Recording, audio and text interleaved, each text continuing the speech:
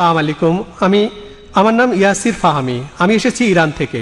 আমি যেটা জানতে চাই, আপনি নিশ্চয়ই সালমান রুশদির স্যাটানিক ভার্সেস পড়েছেন।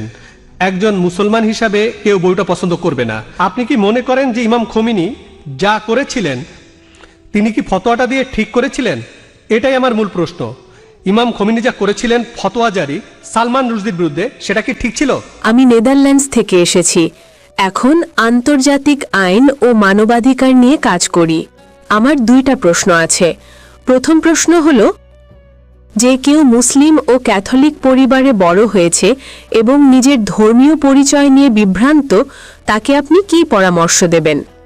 ভিডিওতে আমরা দুই ধরনের প্রশ্ন দেখেছি। একটা হলো খামিনি, তিনি যেই একটা ফতোয়া জারি করেছিলেন একটা বইয়ের লেখকের বিরুদ্ধে, যেই বইটা লেখার পরে স্বয়ং ইন্ডিয়াও কিন্তু সেই বইটা ইন্ডিয়াতে নিষিদ্ধ করেছিল, ব্যান করেছিল, এবং ঠিক তার এক বছর পরে খামিনিও কিন্তু সেটাকে নিষিদ্ধ করেছেন এবং ওই বইটা যে নাস্তিক লিখেছেন সেই নাস্তিককে হত্যার হুমকি দিয়েছিলেন।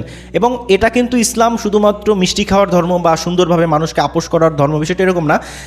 মুসলমানরা যেভাবে বা ইসলাম যেভাবে মানুষকে আপ্যায়নের বিষয়ে উৎসাহিত করে, ঠিক তেমনিভাবে কাফেরদের বিরুদ্ধে কিন্তু জিহাদেরও ঘোষণা দিয়ে থাকে। তো জিহাদ স্বাভাবিকভাবে মনে হয় যে একটা মানুষকে হত্যা করতেছে, রক্তপাত করা, এই জিনিসটা তো ইসলাম কিভাবে সাপোর্ট করে, বা এই ধরনের প্রশ্ন কিন্তু অনেক নাস্তিকদের মাথায় আসে যে মুসলমানরা হিংস্র, কেন একটা মানুষকে হত্যা করা হবে? চাইলেই সে তার নিজের মন গড়াভাবে থাকতে পারে, নিজের যেটা ভালো মনে হয় সেটা সে করবে, যার যেটা লিখতে মনে হয় সেটা লিখবে। তো সেই নাস্তিকের বিরুদ্ধে খামেনি যেই উত্তরটা দিয়েছিল বা যে ফতোয়াটা জারি করেছিল, সেই ফতোয়ার পরেই কিন্তু মানুষের মাঝে বা নাস্তিকদের মাঝে অনেক উদ্দীপনা তৈরি হয়েছিল যে খামেনি আসলে ঠিক করছে কিনা।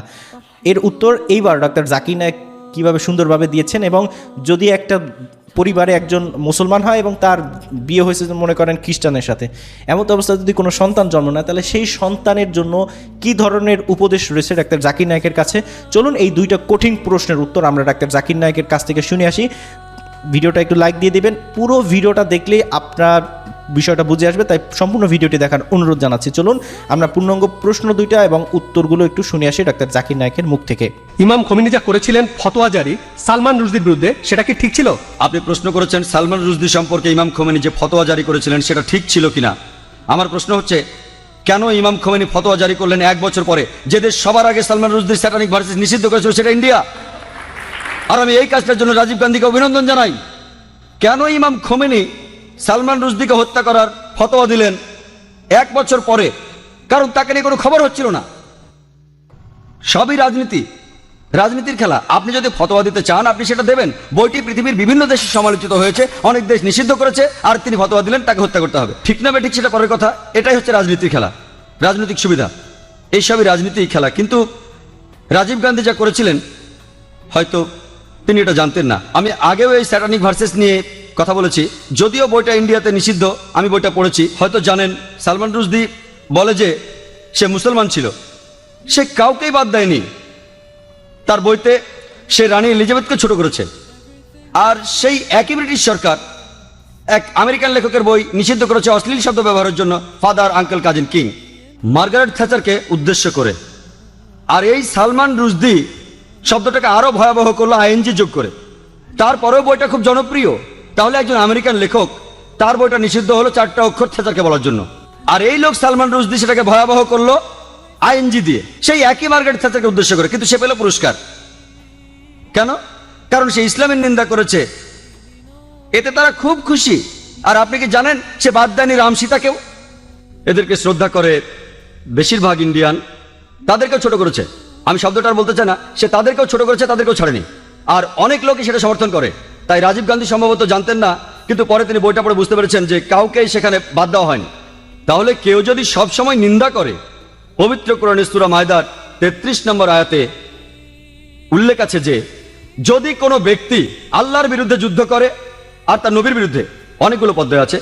একটা হচ্ছে তাকে মৃত্যুদণ্ড দিন, ক্রুশবিদ্ধ করুন, বিপরীত দিক থেকে হাত পা কেটে ফেলুন, অথবা দেশ থেকে বহিষ্কার করে দিন। আর এই আইন শুধু কোরআনে নয়, এটা বাইবেলেও আছে। যদি আপনি বুক অফ লেভিটিকাস পড়েন, সেখানে আছে যদি কেউ ধর্মের বিরুদ্ধাচরণ করে তাকে পাথর নিক্ষেপ করে হত্যা করো। এমনকি একজন পথিকও তাকে পাথর নিক্ষেপ করতে পারে যে ধর্মের বিরোধিতা করে। তাহলে এই আইন সব ধর্মগ্রন্থে আছে, শুধুমাত্র ইসলামে নয়, বেশিরভাগ ধর্মগ্রন্থেই এ কথা আছে। হতে পারে খ্রিস্টান ধর্ম, হতে পারে ইসলাম ধর্ম, হতে পারে ইহুদি ধর্ম।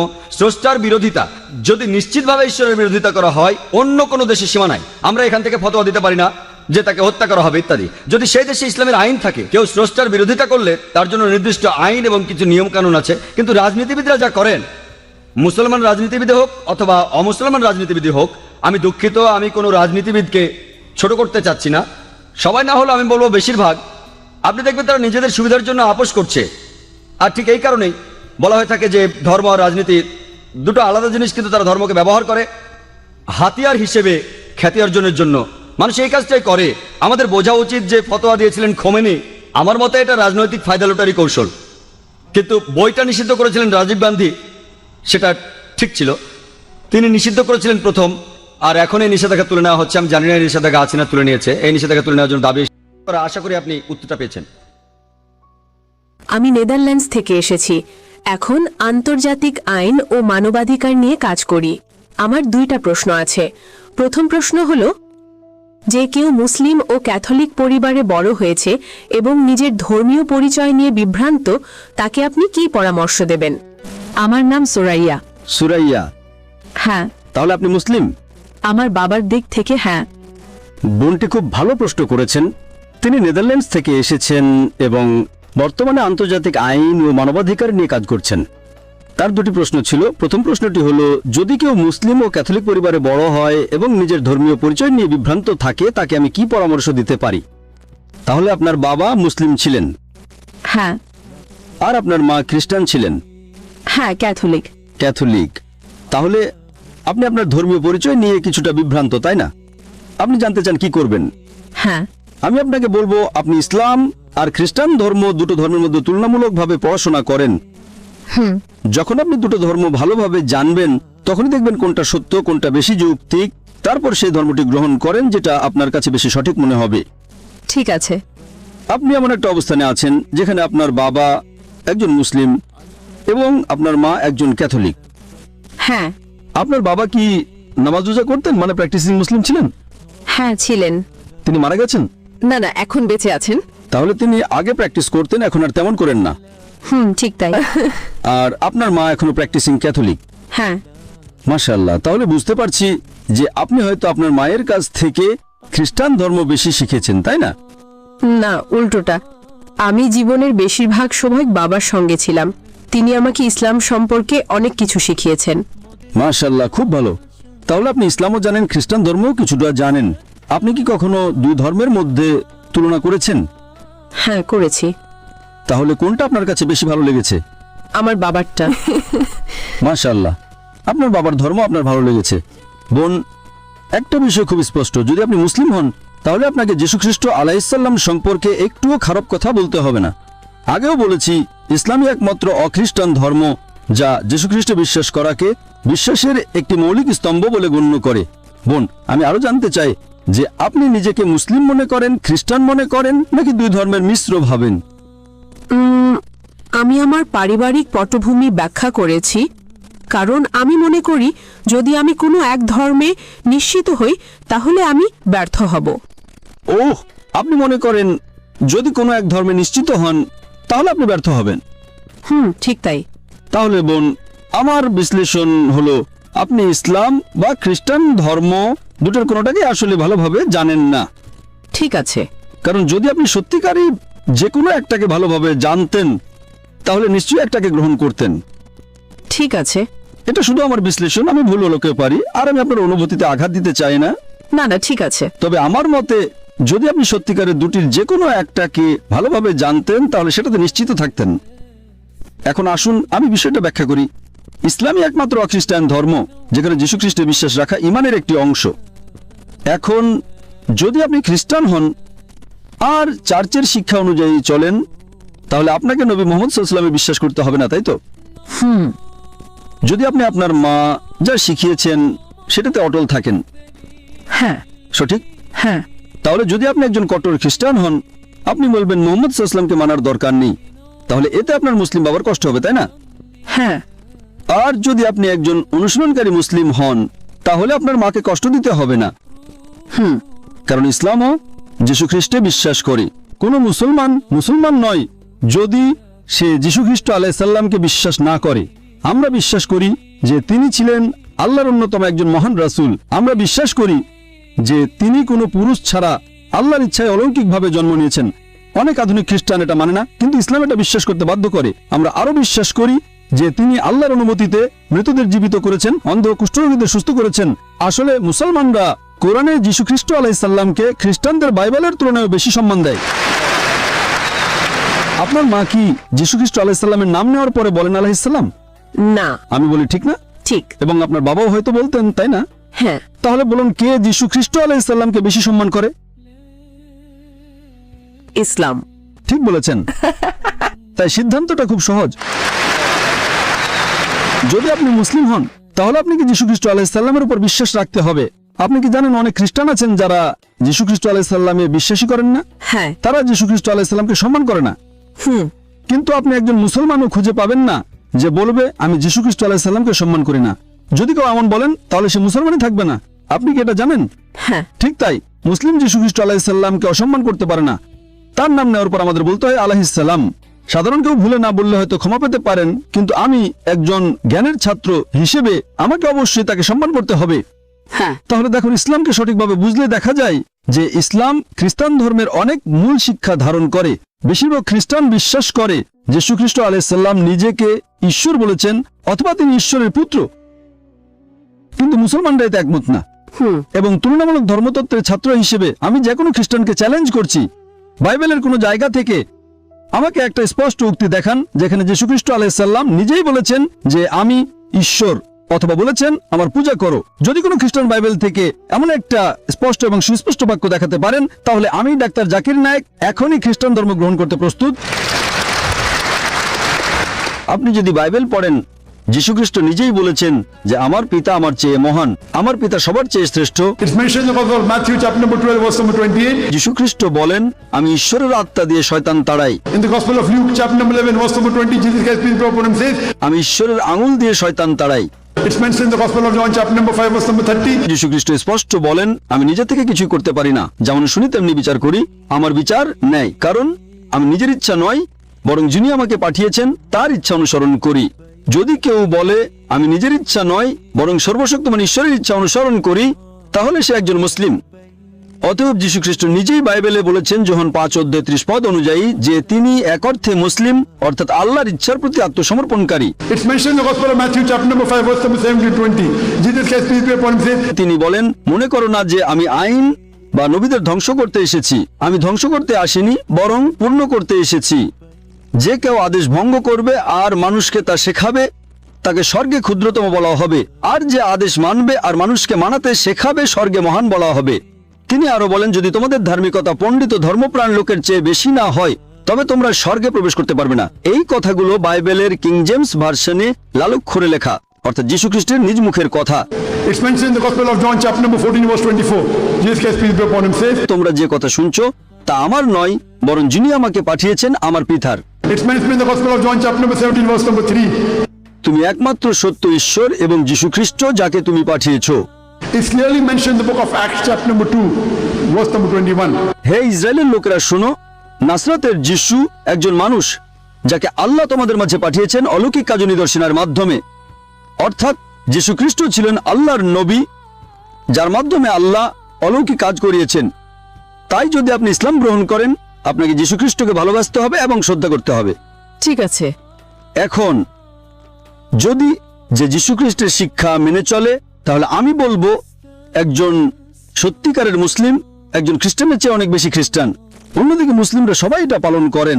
It's mentioned in the book of Leviticus chapter number 11 verse number 7, in the book of Deuteronomy chapter number 14 verse number 8, in the book of Isaiah chapter number 6 verse number 2. যে শূকরের মাংস খেও না, কিন্তু বেশিরভাগ খ্রিস্টানই শূকরের মাংস খান আর মুসলিমরা তা একেবারেই খান না। তাহলে বলুন যীশু খ্রিস্টের শিক্ষা কে বেশি অনুসরণ করছে, মুসলিমরা না খ্রিস্টানরা? তাই যদি আপনি ইসলামের শিক্ষা অনুসরণ করেন তাহলে বাস্তবে আপনি যীশু খ্রিস্টের সত্যিকারের অনুসারী হচ্ছেন। আর হয়তো আপনার মা প্রথমে অসন্তুষ্ট হতে পারেন কারণ তিনি জানেন না। তখন আপনি বলতে পারেন মা আমি একজন ডাক্তার জাকির নায়েকের লেকচারে গেছিলাম, তিনি বললেন মা আপনি কি অ্যালকোহল পান করেন? বাইবেল বলে করো না। আপনি কি শূকরের মাংস খান? বাইবেল বলে খেও না। You know, it's mentioned in the book of Deuteronomy chapter number 22, verse number 5. যে নারী যেন পুরুষের পোশাক না পরে, পুরুষে যেন নারীর পোশাক না পরে। It's mentioned in the 1 Timothy chapter number 2, verse number 9. নারীদের উচিত শালীন পোশাকে সংযুক্তভাবে নিজেদের সাজানো, সোনা গয়না বা বিলাসী পোশাকে নয়। আপনি কি মাদার মেরির ছবি দেখেছেন? হ্যাঁ তার মাথা ঢাকা ছিল কিনা? হ্যাঁ তো মাদার মেরি কি মুসলিমদের মতো নাকি আপনার মা মুসলিমদের মতো? মেরি। আপনি জানেন কোরআনে মারিয়াম নামে একটি সম্পূর্ণ অধ্যায় আছে এবং কোরআন মারিয়ামকে উল্লেখ করে। It's mentioned in Surah Imran chapter 3, verse number 42. وَإِذْ قَالَ الْمَلَائِكَةُ يَا مَرْيَمُ إِنَّ اللَّهَ اصْطَفَاكِ وَطَهَّرَكِ وَاصْطَفَاكِ نِسَاءَ الْعَالَمِينَ। কোরআন মা মেরিকে সকল জাতির নারীদের ওপরে বলে অভিহিত করে। তো কে মা মেরিকে বেশি সম্মান করছে, বাইবেল নাকি কোরআন? কোরআন। তো আপনি কাকে অনুসরণ করবেন, বাইবেল নাকি কোরআন? কোরআন। তো আপনি কেন কোরআন অনুসরণ করছেন না? জি। আমি আপনাকে বলছি অন্তত সেই আয়াতগুলো অনুসরণ করুন যা আপনি দেখেন। আমি আপনাকে একটা সমাধান দেব বোন, ঠিক আছে? সমাধান, খুব ভালো সমাধান, যা কেউ আপত্তি করতে পারবে না। আপনার বাবা মায়ের কাছে যান এবং বলুন যে ঠিক আছে আমি সেটা অনুসরণ করব, যা সাধারণ। যা ভিন্ন হয় সেটা আমরা কালকে আলোচনা করব, ঠিক? হ্যাঁ হ্যাঁ। আমরা যা সাধারণ তা অনুসরণ করি। বাইবেল বলে শুকরের মাংস খেও না, কোরআন বলে শুকরের মাংস খেও না। আমরা শুকরের মাংস খাই না। বাইবেল বলে অ্যালকোহল পান করো না, কোরআন বলে অ্যালকোহল পান করো না। আমরা অ্যালকোহল পান করি না, ঠিক? সঠিক। তো অন্তত আসুন, বাইবেল বলে মাথা ঢাকতে, কোরআন বলে মাথা ঢাকতে। Bible says in the 1 Corinthians chapter number 11, verse 5 to 6. যে নারী মাথা না ঢেকে প্রার্থনা করে সে তার মাথাকে অসম্মান করে, তার মাথা মুড়িয়ে ফেলা উচিত। কোরআনে এমন কোনো আয়াত নেই। তো বাইবেল কোরআনের চেয়ে বেশি কঠোর, যা আপনাকে আপনার মাথা ঢাকতে হবে। এমনকি কোরআনেও বলে মাথা ঢাকতে। সূরা নূর অধ্যায় 24 শ্লোক 31-এ মুমিন নারীদের বলে তাদের দৃষ্টি অবনত রাখতে এবং তাদের শালীনতা রক্ষা করতে এবং তাদের মাথা ও বক্ষকে আবৃত করতে। তো বোন, আপনি কেন অন্তত দুটি অনুসরণ করছেন না? আপনার পালনের কোনো সুযোগ নেই এখন, ঠিক? সঠিক। আপনাকে হিজাব করতে হবে। কখন থেকে? সময় হলে। আরে বাইবেল বলছে, কোরআন বলছে, আপনি বলছেন সময় হলে, নাকি আজ? ডক্টর জাকির নায়েক যখন তিনি উত্তরগুলো দেন, তার ভিতর থেকে মানে ডক্টর জাকির নায়েকের বিষয়টা এরকম থাকে যে তিনি চাচ্ছেন আপনি আরও প্রশ্ন করেন। মানে আপনার যত ধরনের সংশয় আছে, আপনার যত ধরনের ভিতরে সন্দেহের বিষয়গুলো আছে, সেগুলো আপনি তুলে ধরেন। ডক্টর জাকির নায়েকের উত্তরের ভিতরে কিন্তু এরকম উৎসাহমূলক বিষয় থাকে যে আমি আপনাকে উৎসাহিত করতেছি, আপনি প্রশ্ন করেন। মানুষ কিন্তু প্রশ্ন করাকে খুব খারাপ বিষয়, মানে এত প্রশ্ন করো কেন? কিন্তু ডক্টর জাকির নায়েক বিষয়টাকে এভাবে সহজভাবে নিয়ে এসেছে যে আপনার যত সংশয় আছে প্রশ্ন করুন, কিন্তু সংশয় শেষে আপনি সত্যকে অনুসরণ করবেন কি করবেন না সেটা আপনার বিষয়। ডক্টর জাকির নায়েকের আরও একটা শক্তিশালী দিক হচ্ছে তার আত্মবিশ্বাস। এরকম না যে তিনি প্রশ্ন করলে পালিয়ে যাবেন বা এর উত্তর কি দিবেন, এরকম না। তিনি জাস্ট আত্মবিশ্বাসের সাথে বলে যে আপনার যে কোনো প্রশ্ন আছে, আল্লাহকে নিয়ে হোক, ইসলাম ধর্মকে নিয়ে হোক, অন্য কোনো ধর্মকে নিয়ে হোক, এই যে একটা আত্মবিশ্বাস মানুষের মাঝে তিনি তৈরি করেছেন, এইটাই কিন্তু তাকে এই ধরনের প্রশ্নের উত্তর দিতে আরও সহজ করে। যখন আপনি ডক্টর জাকির নায়েক যখন উত্তর দেয়, আমি মনে করি যে তখন তার কাছে প্রশ্ন আসে, তিনি জাস্ট আল্লাহর নামে দাঁড়ান এবং বেচারা জাস্ট একটা দিক থেকে শুরু করেন, বাকি দিকগুলো তার মাথা থেকে তিনি বের করেন। মানে তিনি বলেন নাকি আল্লাহ স্বয়ং সেখানে ইলহামের মাধ্যমে তিনি এই ধরনের কথা বলেন, আমি অনেক সময় শঙ্কিত হই। যদিও তিনি মানুষ, আমি মনে করি, এবং নবীদের সিলসিলা বন্ধ হয়ে গেছে, এবং তিনি যেহেতু একজন ভালো মানুষ, এবং সেটা আমি বিশ্বাস করি তিনি একজন ভালো মানুষ, হয়তো আল্লাহ তাআলা ভালো মানুষের কাছে ইলহাম নাজিল করেন, এবং এটা কিন্তু কোরআন হাদিসেও রয়েছে। এই ধরনের কোনো, অবশ্যই আমি এটাও বিশ্বাস করি, অস্বাভাবিক শক্তি আল্লাহ তাআলা তাকে দান করেছেন। এটা সত্যিই অসাধারণ আমার কাছে লাগে। আপনার কাছেও কি এরকম অসাধারণ লাগে কি না? প্রশ্নের উত্তরগুলো শুনে কমেন্ট অপশনে জানাবেন, এবং এই ধরনের উত্তর প্রতিনিয়ত শুনতে চ্যানেলটি সাবস্ক্রাইব করবেন। সামনে আরও অনেক কঠিন কঠিন প্রশ্ন আপনাদের সামনে নিয়ে আসবো, তাই চ্যানেলটি সাবস্ক্রাইব করে সাথেই থাকবেন। ভালো থাকবেন সবাই। আসসালামু আলাইকুম ওয়া রাহমাতুল্লাহ।